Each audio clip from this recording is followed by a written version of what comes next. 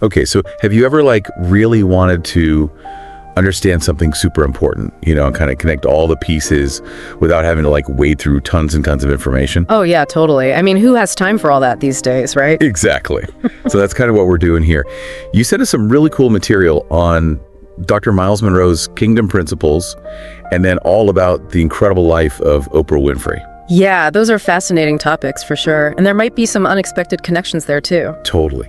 So think of this as like a fast track, okay, to the heart of these ideas, the essential stuff you can take away and use right now. I like that. A shortcut to wisdom. Exactly. So we're going to dive into this potential intersection, Munroe's framework for leadership and purpose, and then Oprah's journey and her huge influence, particularly when we think about the state of Black America today. Yeah, that's the focus. And we've got a good mix of sources here to work with. Outlines of Munroe's core ideas, a look at Oprah's life and career, the details of her philanthropy, and then some pretty hard-hitting overviews of the realities Black communities are facing, and even some thoughts on where Oprah's focus might go next. All right, so much to unpack. Let's start with Reverend Dr. Myles Munroe. For anyone who might not be familiar, he was a hugely influential speaker and leadership consultant. What really stood out to me about his work was this idea of kingdom principles. It felt like more than just religious doctrine. It's a framework for understanding your purpose and using your influence well in any area of life. That's a great way to put it. It's not just about religion. It's really about leadership on a fundamental level. And at the core of Munroe's framework is this idea that each of us has a kind of inherent dominion, this unique space where we're meant to exert positive influence. And we're called to govern this space with real intention, with ethical conviction, like a responsible, That's king or queen. Yeah, exactly. He took that concept of a kingdom, a leader governing a territory with specific values, and he applied it to our individual lives, to all kinds of leadership, from personal growth all the way to professional success. And on the other side, we have Oprah Winfrey. Her story is practically legendary, overcoming incredible hardship to become this global media icon and a massive force for good and philanthropy. She's really shaped the way we think about personal growth and even touched on spirituality for so many people through the power of her platform. Absolutely. I mean, Oprah's journey from poverty to building a media empire is a testament to resilience and having a clear vision. What's so compelling is how she built this platform by connecting with people on a genuinely human level, fostering trust and authenticity. Yeah. You can see a lot of Munroe's ideas about identifying and maximizing your potential mirrored in Oprah's own trajectory. Okay, so in this deep dive, what we're going to do is pull out those really important insights from Munroe's principles and from Oprah's life story, and then we're going to see where those ideas might line up and how they could help us understand current challenges, especially those facing Black America today. That's the plan. It's almost like we can use Oprah's life as a case study for how some of Munroe's principles might work in action. I like that. Yeah. So let's jump into those kingdom principles. Where does Munroe start when he talks about the kingdom of God? What's he really getting at? He starts by explaining the kingdom of God as the governing influence that a king has over his territory. It's not just about laws, though, right? It's about the values and the culture that are formed and shaped by that influence. So he's kind of reframing how we think about leadership. He suggests that real lasting influence that comes from a place of moral and spiritual values. Okay, so it's not just about having power, but about the kind of power it is and how you use it. And then he talks about the kingdom of God versus the kingdom of heaven. What's the difference there? How those two things play out differently? Okay, so think of it this way. The kingdom of God is like the big picture, right? It's that set of divine principles. It's the ideal blueprint for how things should be. The master plan. Yeah, exactly. And then the kingdom of heaven is where we actually build things according to that blueprint. It's the real world outcome of living out those values in our businesses, our communities, and our personal lives. So it's like the difference between having a blueprint for a building and actually getting out there and building it. Exactly. It's about manifesting those higher principles in the things that we do here in the world.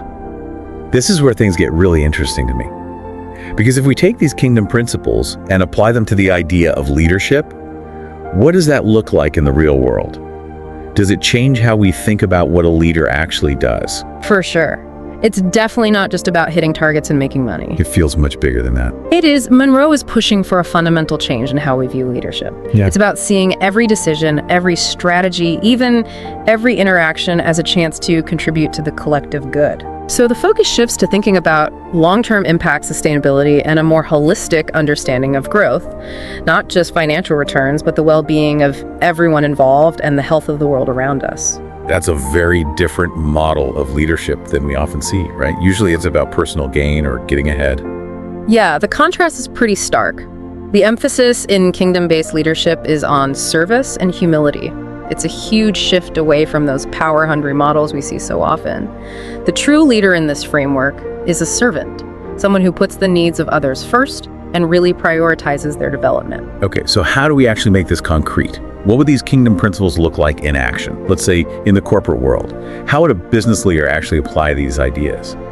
Well, in a business setting, it might mean choosing ethical sourcing and fair labor practices, even if it means smaller profit margins. It could be about building a company that has a positive impact on the world and leaves a lasting legacy, not just for the company itself, but for all the people involved. That makes sense. Yeah. What about in education? How could these principles be applied there? In education, it's about going beyond just teaching facts and figures. It's about developing character alongside intellect. So you're helping students become responsible, ethical, compassionate people who have a strong moral compass to guide them. And what about politics? That can feel like a very different world. Oh, absolutely. Applying kingdom principles to politics is a huge challenge. But ideally, it would lead to a government that actually puts the well-being of all citizens first. It means creating policies focused on equality, justice, and peace. And the leaders would have to be truly dedicated to addressing the root causes of problems, not just offering band-aid solutions. So to sum it up, Munroe's teachings offer a really different way of looking at leadership. It's transformative, almost spiritual. It's about elevating ourselves and the people around us and working to build a better world for everyone. Yeah, that's a great way to put it. It's a challenge to really rethink what leadership means and to use influence in a way that creates lasting positive change. Okay, so now let's shift gears to Oprah Winfrey. Her life story is amazing in itself. Can you give us a little background about her early years and how she got started in her career? Sure. Oprah's early life was really tough. She was born into poverty in rural Mississippi, raised by a single mom. She had to overcome so much, like a difficult childhood going to segregated schools. But even with all those obstacles, she excelled in school. She was really bright, and that led to a scholarship to Tennessee State University, which eventually opened the door to her media career. Wow, so from there, how did those first steps in media turn into the Oprah we know today? What were some of those key early moments? Well, her move to Baltimore in the 70s to co-anchor the news was a big step. But she quickly realized that her real passion was connecting with people on a more personal level. So she moved into talk show hosting. And in 1984, she went to Chicago to host this local talk show called AM Chicago that was struggling at the time. But her natural empathy and her genuine interest in her guests really resonated with people. And it wasn't long before she transformed AM Chicago into the highest rated talk show in the city. It was eventually renamed The Oprah Winfrey Show. And the Oprah Winfrey Show was something really special. It wasn't just your typical daytime talk show, was it? Not at all. It was groundbreaking in so many ways. Oprah tackled topics like literature, personal growth, mindfulness, and even spirituality with a depth and sincerity that you just didn't see in daytime TV. Her style was so authentic and empathetic. It created a space where she could talk about difficult personal and societal issues, and people really trusted her. That show ran for an incredible 25 years, which tells you just how influential it was. It's amazing. And her impact goes way beyond TV. She's had a huge influence in acting, producing, even in the world of books. Absolutely. Her vision and her talent have led to accomplishments in so many areas. Her performance in The Color Purple got her nominated for an Oscar and a Golden Globe. And as a producer, she started Harpo Productions, which has created some really powerful and award-winning films and TV shows. And then there's Oprah's Book Club, which launched in the mid-90s. That completely changed the landscape for authors and publishers, and it got so many people excited about reading again. And we can't forget about all her work in philanthropy, which seems like a core part of her mission. Absolutely. Through the Oprah Winfrey Charitable Foundation and the Oprah Winfrey Operating Foundation, she's done incredible work mostly focused on education and empowering women and children. One of the best examples is the Oprah Winfrey Leadership Academy for Girls in South Africa, which gives girls from disadvantaged backgrounds access to a top-notch education. The goal is to help them become the leaders of tomorrow. And her Oprah's Angel Network has supported countless charitable projects all over the world, addressing everything from disaster relief to health and education. And she's used her platform to advocate for some really important causes, from civil rights to health issues. She's not afraid to speak up. No, she's definitely not. Oprah has always used her voice to shape the conversation around important issues like racial injustice and gender equality. Her willingness to have open and honest discussions about tough subjects has made her a real force in social activism. So when you look back at her whole journey, what are the big takeaways from her story? It's an incredible story of overcoming hardship. It shows the power of resilience, adaptability, and a belief in education and communication. She's had a massive impact worldwide through media philanthropy and activism. It's clear that she's a visionary leader who is deeply committed to making a real difference. Now let's talk about how Oprah uses her wealth and influence to give back. It seems like she has a really clear philosophy behind her giving. She does. Her philanthropic approach is all about empowerment and creating lasting change, particularly through education and by supporting those who are often overlooked or marginalized. It's not just about giving money, it's about creating sustainable pathways for improvement and helping people build a better future. So what are some of the main areas where she focuses her efforts? Education is huge for her.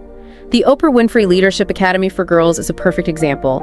She's not just providing basic schooling, she's offering a high-quality, comprehensive education designed to develop leadership skills in girls from low-income communities. And then global health is another big one. Oprah's Angel Network has funded tons of projects that are improving health outcomes, increasing educational opportunities, and just helping people live better lives worldwide. Her response to Hurricane Katrina was incredible. She was so quick to offer help, and her contributions made a real difference. She's also a big supporter of arts and culture, right? Oh, yeah. She gave a lot to the Smithsonian's National Museum of African American History and Culture, which shows how committed she is to preserving and celebrating Black history and culture.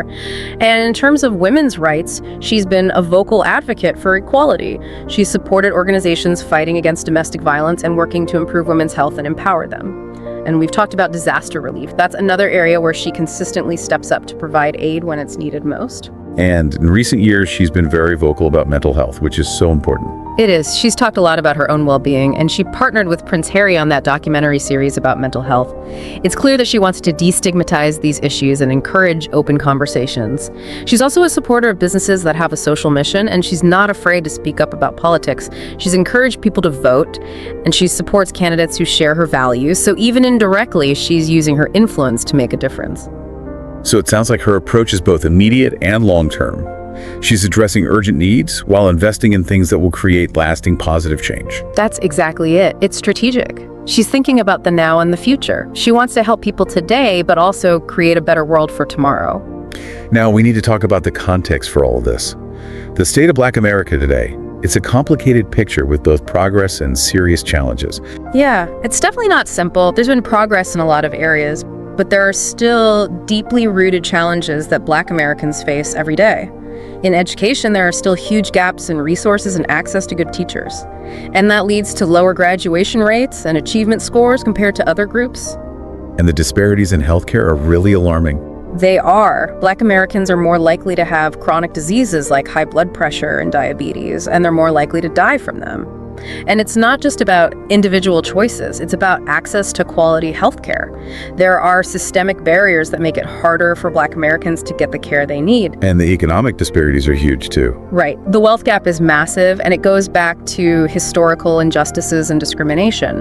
Black communities still face higher unemployment rates, and it's much harder for them to build wealth and assets. And the criminal justice system is another area with huge problems. It's a huge problem. Black Americans are overrepresented in the criminal justice system at every level. They're more likely to be arrested, convicted, and incarcerated. And the sentences they receive are often longer, even for similar offenses.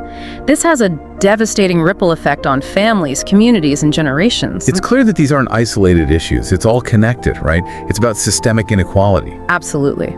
These disparities are linked, and they limit social mobility for so many Black Americans. And then there's the lack of representation in media and positions of power. It's so important to have diverse voices and perspectives represented in all areas of society. Solving these problems is going to require everyone to work together. We need policy changes, community engagement, and a real commitment to justice and equity. So given the situation and given Oprah's unique position and influence, what could a renewed call to action look like for her? How could she use her platform to make a difference for Black America specifically? Oprah has an incredible opportunity here. She can use her influence to inspire real change by taking those kingdom principles we talked about, leadership development, community empowerment, and a commitment to justice, and weaving them into everything she does.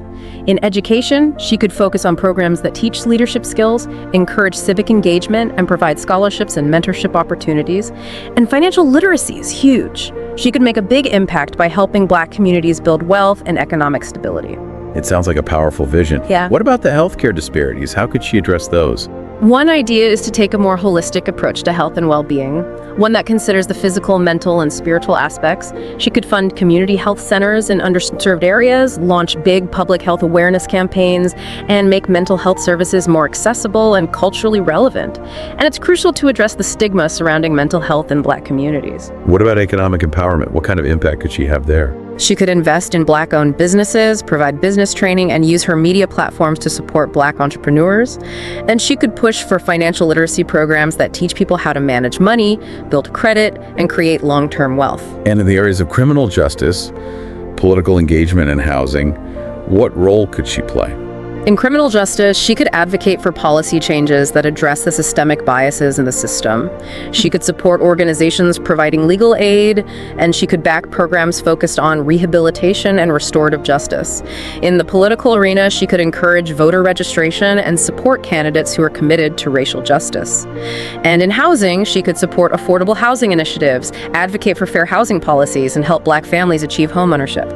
And of course, she needs to keep pushing for diverse representation in media. That's so important. It seems like she could also play a role in connecting Black Americans with the global Black diaspora. Absolutely. She could create dialogue and build bridges between those communities that would help strengthen a shared sense of history and purpose.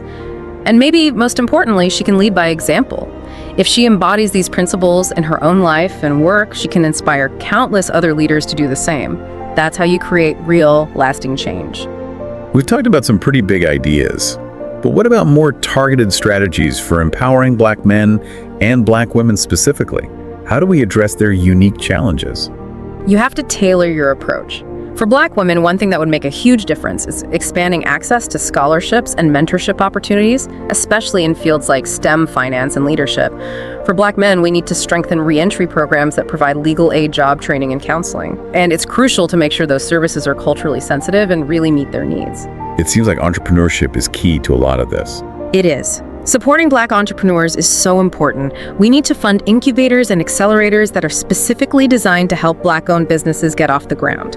And we need to actively promote and invest in those businesses. That's how you create economic opportunities and build strong communities. And health is such a crucial factor too.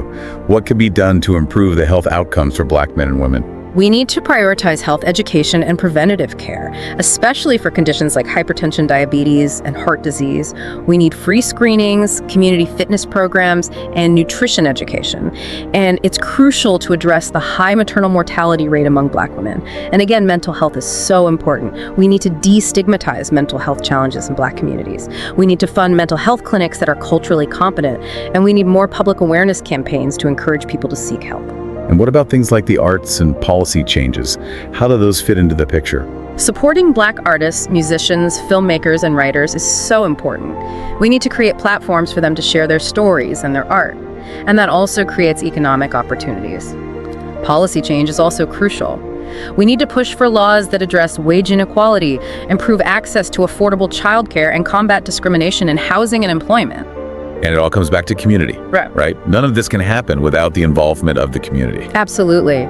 We need to create spaces for dialogue and feedback. We need to listen to the community and make sure they have a voice in shaping these initiatives. And it's so important to highlight the success stories of Black people who have overcome challenges, show people what's possible, inspire them. And Oprah can be a role model in all of this. Her commitment to justice and equality can inspire others to take action. Okay, so finally, let's talk about this idea of spiritual leadership. How could this concept inform Oprah's path forward and maybe even amplify her impact? Spiritual leadership is about more than just being a good person. It's about inspiring others to live a life of purpose, to put their values into action, and to work towards something bigger than themselves. And when you have someone with Oprah's level of influence, aligning her work with a clear spiritual vision, guided by principles of service, justice, and compassion, that can create a ripple effect of positive change. So how does someone in Oprah's position connect with that vision? How do you receive that kind of guidance? It's a process of reflection, prayer, meditation, and maybe seeking advice from spiritual mentors. It's about making sure that your goals are aligned with a higher purpose, that your actions are guided by something deeper than just ambition. So how would that actually play out in Oprah's work? What did it look like in practice? It could mean shifting her focus to projects that are truly transformative, maybe educational programs that teach ethics alongside academics, or media productions that explore themes of hope and forgiveness. She could create spaces for spiritual growth, like workshops or retreats, and she could advocate for environmental stewardship grounded in spiritual principles. And when it comes to philanthropy, she could make sure that her investments not only provide immediate relief, but also foster long-term spiritual and moral growth. And sharing her own spiritual journey could be really inspiring for others, right? Definitely. When you open up about how your faith informs your decisions and actions, you give other people permission to do the same. And by connecting with spiritual leaders from different backgrounds, she can broaden her understanding and create opportunities for collaboration. And working on global issues like peace and justice is another way to put spiritual leadership into action. Ultimately, aligning with a higher purpose is an ongoing process. It's about constantly reflecting and adapting and making sure that your work is meaningful and has a positive impact on the world. That's what spiritual leadership is all about. So to wrap things up, this deep dive has shown us how much potential Oprah Winfrey has to create positive change, especially for Black America. By integrating Dr. Myles Munroe's kingdom principles into her work, she could have a truly transformative impact. Absolutely. She's already incredibly influential in media, philanthropy, education, and activism. We've talked about specific ways to empower Black communities through education, entrepreneurship, healthcare, and more. And we've explored the power of spiritual leadership and how having a clear vision can make such a difference. And it all comes back to responsibility, right? No matter how much influence you have, it's important to use it wisely and ethically. Exactly. So my question for our listeners is this: how can you apply these principles of purpose, service, and ethical action in your own life? What impact can you have in your own community? Great question. So much to think about. If you want to explore these ideas further, definitely check out Dr. Myles Munroe's writings on kingdom principles and learn more about the work of the Oprah Winfrey Charitable Foundation. Thanks for joining us today. Thanks for having me.